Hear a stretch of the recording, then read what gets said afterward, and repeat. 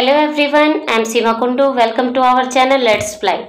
Students, अगर आपने इस चैनल को सब्सक्राइब नहीं किया है तो पहले चैनल को सब्सक्राइब कर दे ताकि हर नई वीडियो सबसे पहले आपके पास पहुंचे। अगर आपने इस चैप्टर की पहले की वीडियो नहीं देखी है तो पहले की वीडियो आप देख सकते हैं, क्योंकि हम इस वीडियो में क्वेश्चन आंसर डिस्कस करेंगे। तो चलिए शुरू करते हैं।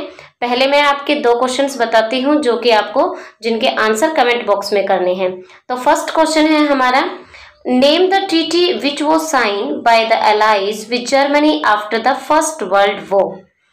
So, and the second question, what is the meaning of ghettos?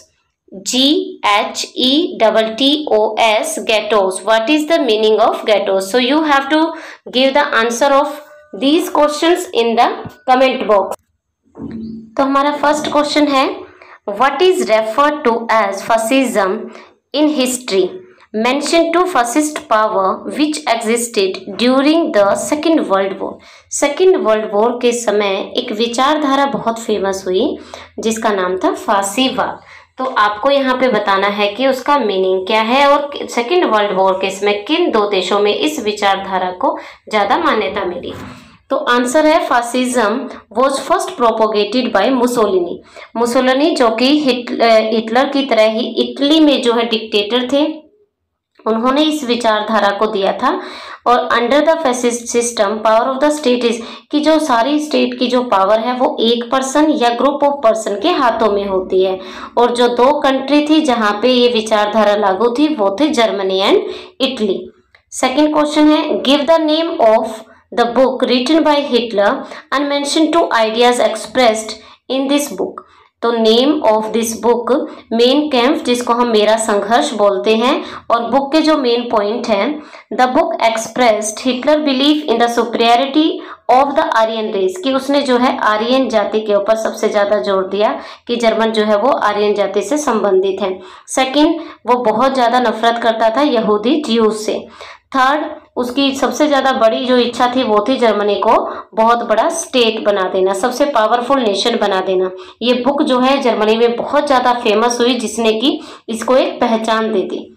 Third question है, how did the US help Germany to overcome the 1923 financial crisis. जो ये फाइनेंशियल क्राइसिस था जिसको हम इकोनॉमिक क्राइसिस भी बोलते हैं, आर्थिक संकट जो था जर्मनी में जब आया 1923 में आफ्टर फर्स्ट वर्ल्ड वॉर, उस समय अमेरिका ने इसकी हेल्प की थी। उसने एक डावस प्लान बनाया था जिसके तहत उसने जो है 65 करोड़ जो है उसको हेल्प किए थे।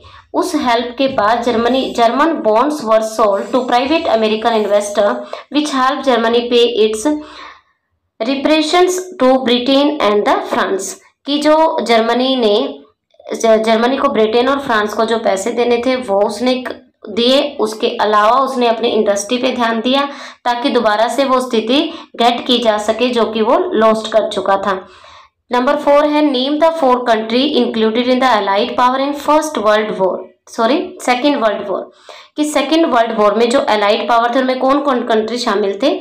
England, France, Russia and USA. USA जो है वो बाद में शामिल हुए थे, आज in the first world war also.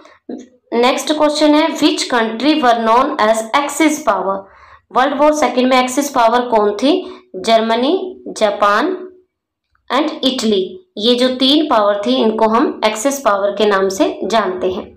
Next question देखिए, question number 6, list the single most factor for the victory of the allies in World War first. Answer is the single most important factor for the victory of the Allies in World War First was the entry of USA in 1917। कि first world war में जो allies power थी उनके जीतने का कारण क्या था? जब यूएसए जो कि एज यू नो कि वो पावरफुल कंट्री था, उसने 1917 में युद्ध में हिस्सा लिया। The allies were strengthen bye US entry, और उसकी एंट्री से जो है ये एलाइज पावर काफी पावरफुल बन गई and they won this war. Next question है, what factor enable the recast the Germany political system after world war 1।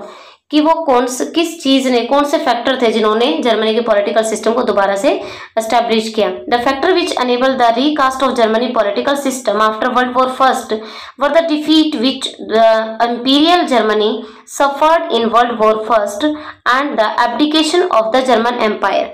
तो सबसे पहले क्या हुआ, एब्डिकेशन ऑफ जर्मन एम्पायर जो थे, वहां के जो साम्राज्य था जो बहुत समय पुराने समय से चला आ रहा था, उसको खत्म कर दिया गया और उसी की वजह से जो है ये फर्स्ट वर्ल्ड वॉर हुआ था जिसको जर्मनी सफर कर रहा था।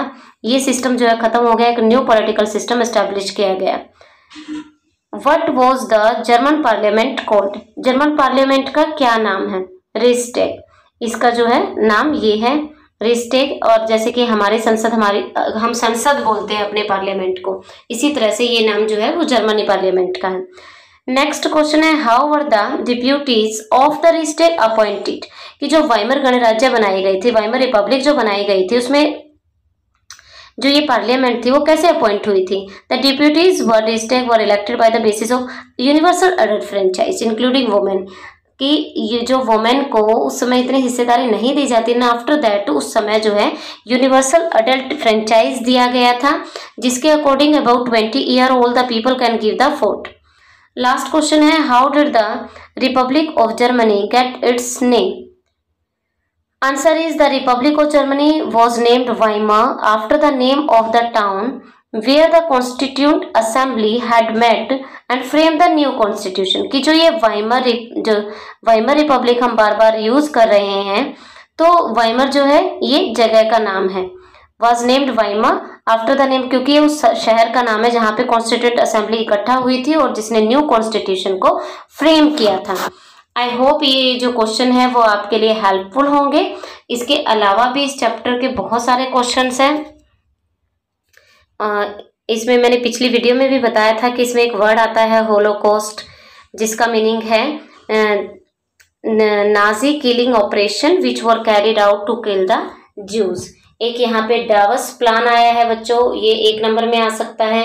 It was a plan introduced by America to bail Germany out of the financial crisis which is suffered after the first world War. के बाद जो कंडीशन थी जर्मनी की, उसको उभारने के लिए, उसकी हेल्प करने के लिए अमेरिका ने उसकी हेल्प की थी।